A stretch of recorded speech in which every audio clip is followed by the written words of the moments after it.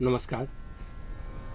मीन राशींच्या व्यक्तींना मार्च 2025 या महिन्यासाठी मी आता मार्गदर्शन करणार आहे.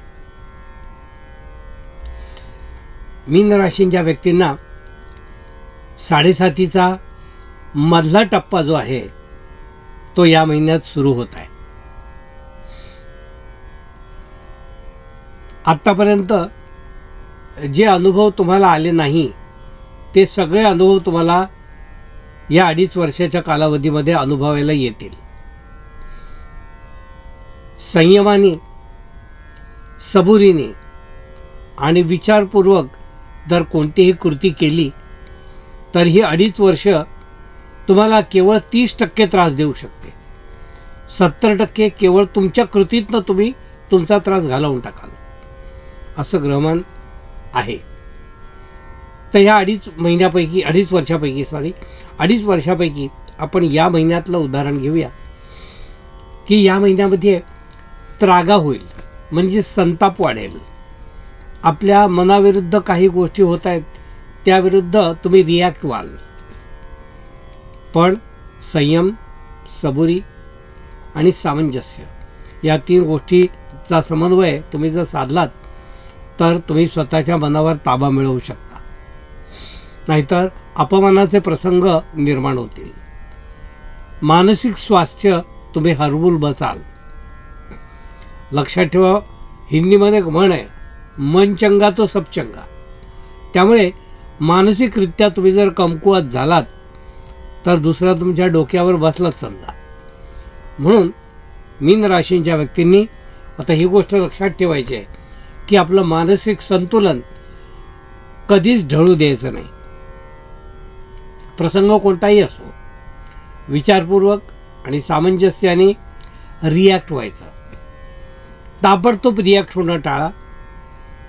ती जर गोष्ट तुम्ही करू शकलात तर बऱ्याचशा गोष्टी तुमच्या गळ्यापर्यंत येतील पण इथे येणार नाही.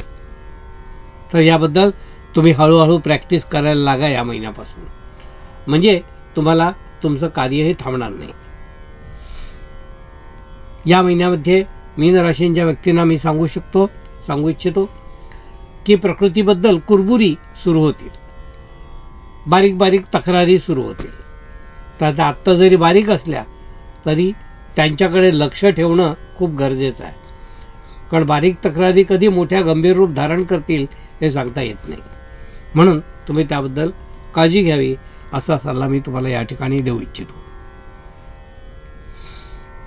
उद्योग, आपली नोकरी, व्यवसाय जे आहे ते तुम्ही प्रामाणिकपणे आणि कष्ट करण्याच्या प्रवृत्तीने तुम्ही जे करताय ते करत राहा. त्याचं आज न उद्या फळ तुम्हाला मिळणार. फळ मिळणार नाही असं कधीच होणार नाही. पण अपेक्षा जर असतील तर त्या अपेक्षाला थोडा लगाम लावा, म्हणजे तुम्हाला याबद्दल संवेदना आहे असं दिसून येईल. शिक्षण क्षेत्रामध्ये जी मुलं आहेत, शिक्षण घेऊ इच्छितात, त्यांनी या महिन्यामध्ये आपापसातली भांडणं किंवा मतभेद, हेवे दावे हे टाळावेत. कारण विद्यार्थी दशेत तुम्ही आहात. काय गंभीर प्रसंग यामुळे पुढे निर्माण होऊ शकतात हे तुम्हाला कल्पना नसते. पण असे गंभीर प्रसंग तुम्ही टाळण्याकडे आपला प्रयत्न ठेवा. भांडणं, वादविवाद एका मर्यादेपर्यंतच असू दे, नाहीतर तुमच्या ती अंगलट येणार असं दिसून येतं. मीन राशींच्या व्यक्तींना मी असं सांगू इच्छितो की आर्थिक गुंतवणूक करणाऱ्यांनी अतिशय सावध पावलं टाका. कारण कुठली गुंतवणूक तुम्हाला खड्ड्यात घालेल हे सांगता येत नाही. म्हणून खूप सावधपणाने गुंतवणूक करा. आपल्या कुटुंबासाठी जर तुम्ही घर वगैरे असं काही घेऊ इच्छितात तर त्याचा शोध सुरू करा. योग्य वेळ अजून खरेदी करण्याची आली नाही आहे, पण शोध सुरू करायची वेळ आली आहे. तो प्रसंग येताक्षणी, वेळ येताक्षणी तुम्हाला मी सूचना देईन. त्यावेळेला तुम्ही घराचं काम पूर्ण करा किंवा घरासाठी पैसे बुक करा. पण आता शोध सुरू करा आणि त्या घरासंबंधी एक तुम्ही जो काही विचार केलेला आहे तो अंमलात आणा. पती पत्नीमध्ये गैरसमज जे आहेत ते दूर करण्याचा प्रयत्न करा.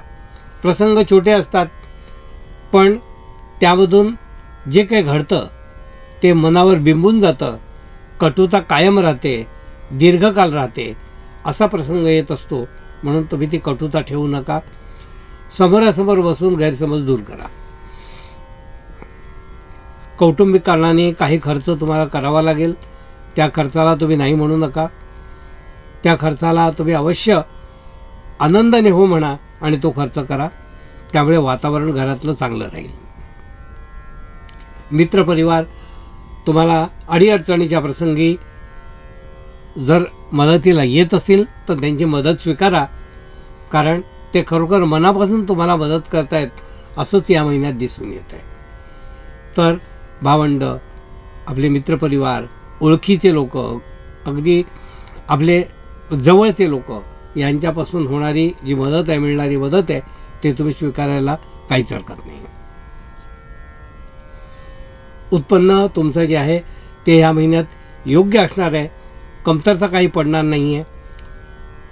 पण मिळालेले पैसे याचं नियोजन करणं खूप महत्त्वाचं आहे आणि ते तुम्ही चांगल्या पद्धतीने पूर्ण करा. कोर्टात जर काही हेवेदावे असतील किंवा जे असे काही प्रसंग, केसेस असतील तर त्या हळूहळू या महिन्यामध्ये तुमच्या बाजूने निकाल त्याचा होणार आहे, याबद्दल खात्री बाळगा. उगाचच कोणाकडून उसनवार पैसे घेणे, उधारी घेणे आणि खोटं बोलणे या गोष्टी टाळा. म्हणजे खोटं बोलून पैसे घेणे या गोष्टी टाळा, कारण त्याचा सारखा क्षम्य अपराध नाही. म्हणून तुम्ही या विशिष्ट गोष्टींवर जर भर दिलीत तर पुढे मीन राशींच्या व्यक्तींना अडीच की जी आहे, म्हणजे मधली अडीच की जी आहे 7.5 ती सहज पार करता येईल. हिंमत ठेवा, पॉझिटिव्ह राहा, हा मंत्र आणि सूत्र तुम्ही अंमलात आणा. हे होतं मीन राशींच्या व्यक्तींना मार्गदर्शन.